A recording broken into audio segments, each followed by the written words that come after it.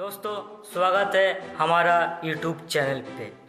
दोस्तों आज मैं जो नुस्खा बताने वाला हूँ जिसकी छाती में कफ जमा है।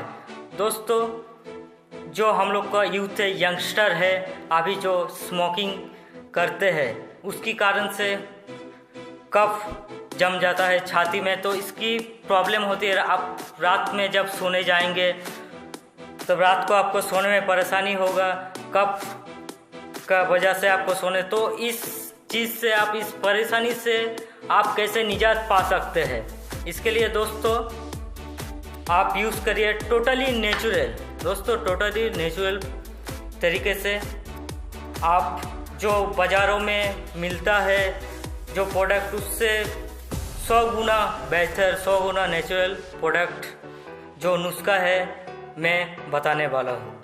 दोस्तों हनी हर सबका घर में है। हनी लीजिए, पहले एक चम्मच में हनी लीजिए।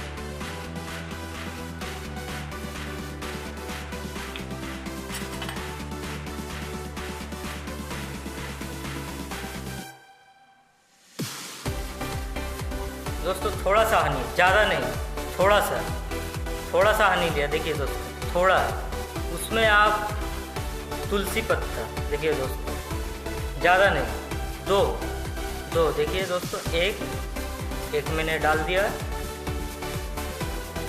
और एक। आप इसे रोज़ सुबह खाली पेट में 1 चम्मच, ज़्यादा नहीं 1 चम्मच आप इसे खाइए। दोस्तों ज़्यादा नहीं 1 चम्मच। 10 दिन में आपका रिजल्ट आ जाएगा।